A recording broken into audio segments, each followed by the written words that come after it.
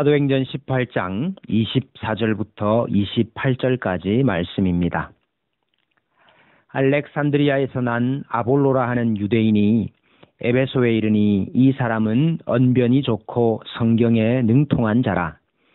그가 일찍이 주의 도를 배워 열심으로 예수에 관한 것을 자세히 말하며 가르치나 요한의 세례만 알 따름이라. 그가 회당에서 담대히 말하기 시작하거늘 브리스길라와 아굴라가 듣고 데려다가 하나님의 도를 더 정확하게 풀어 이르더라. 아볼로가 아가야로 건너가고자 하므로 형제들이 그를 격려하며 제자들에게 편지를 써 영접하라 하였더니 그가 감에 은혜로 말미암아 믿은 자들에게 많은 유익을 주니 이는 성경으로서 예수는 그리스도라고 증언하여 공중 앞에서 힘있게 유대인의 말을 이김이러라. 아멘. 바울의 3차 선교 사역이 시작되었습니다. 18장 23절부터입니다. 2차 선교 사역 때 바울은 에베소에 잠깐 머물게 됩니다. 여러 사람들이 더 오래 있어 주기를 원했지만 안디옥 교회로 돌아가던 길이었으므로 오래 있지 못하고 떠나게 되었습니다. 그러나 만일 하나님의 뜻이면 너희에게 돌아오리라 약속합니다. 3차 선교 사역을 다시 시작한 바울은 에베소에서 무려 3년 동안 머물면서 복음을 전하게 됩니다. 하나님은 매번 선교 사역 때마다 동력자들을 붙여주셨습니다. 1차 사역에서는 바나바가 있었습니다.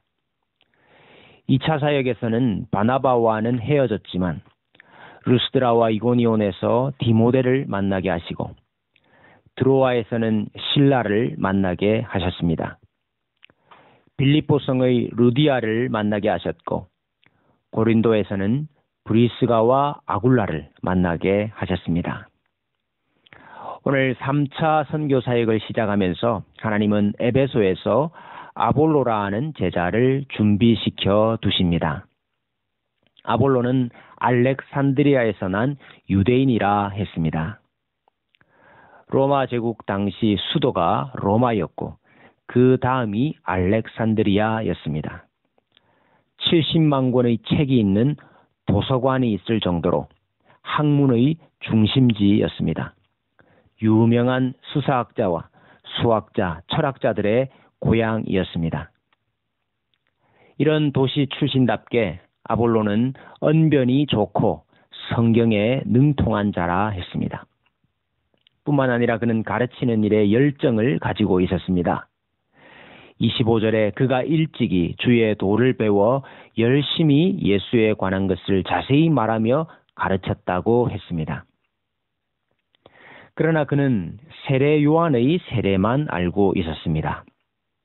구약 성경에 능통한 유대인이었던 그는 세례 요한과 같이 오실 그리스도에 관하여 외쳤지만 정작 오신 그리스도에 관하여는 잘 알지 못하는 사람이었습니다.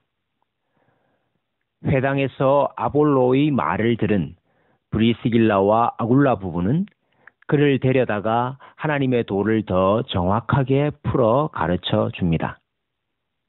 여기 데려다가라는 말은 집으로 데리고 왔다는 뜻입니다.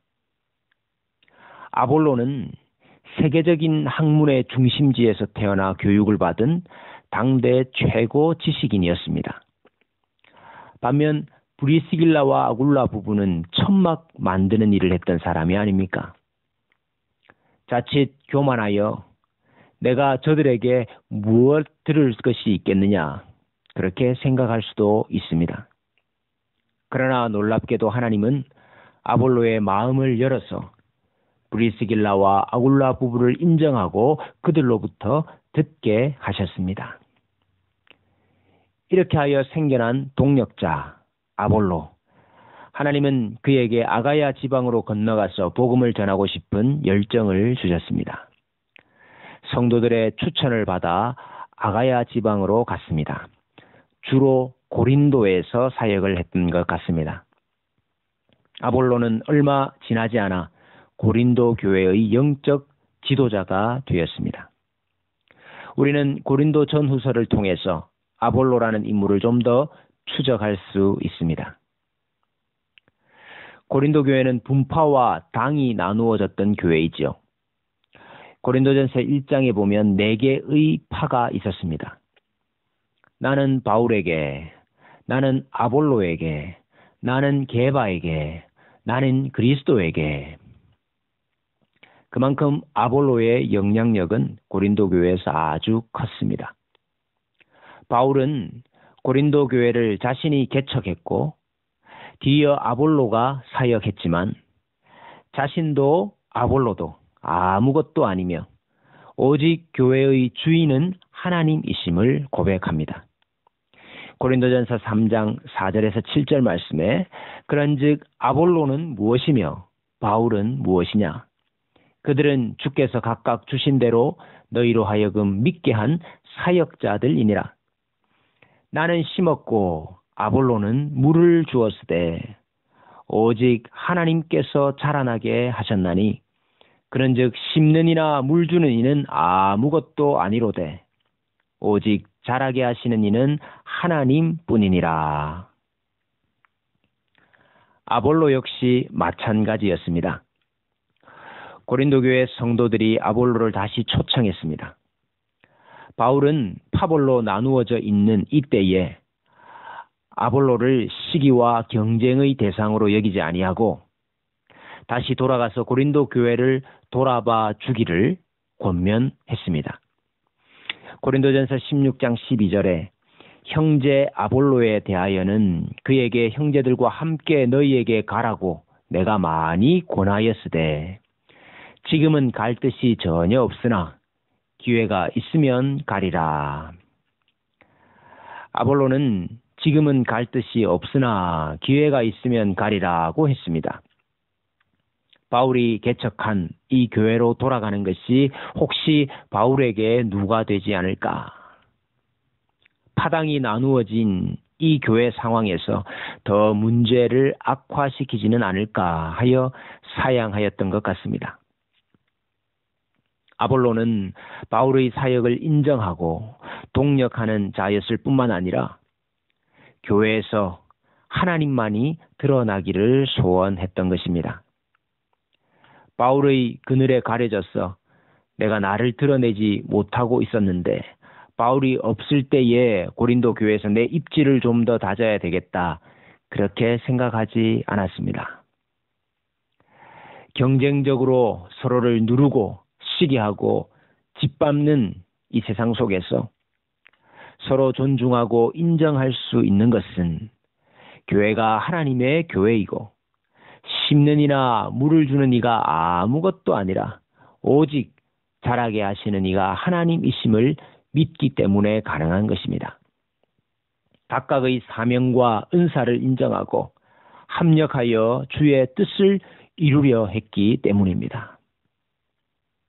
하나님은 늘 자기 사람을 사용하셔서 자신의 일을 이루십니다. 우리가 먼저 하나님의 쓰임받는 종이 되기를 원합니다. 세례 요한의 세례만 알던 아볼로가 예수 그리스도를 아는 지식에서 자라갔듯이 오직 우리 주 곧 구주 예수 그리스도의 은혜와 그를 아는 지식에서 자라가야겠습니다.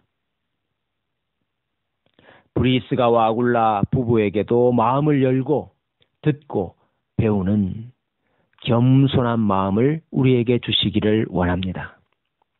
성도들과 사역자들을 인정하고 존중하며 세워주고 각각의 은사를 따라 겸손하게 섬기는 종들이 되기를 원합니다.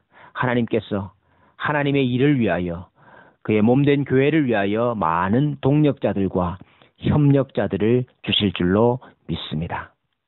이 복을 누리는 저와 여러분 되시기를 소원합니다.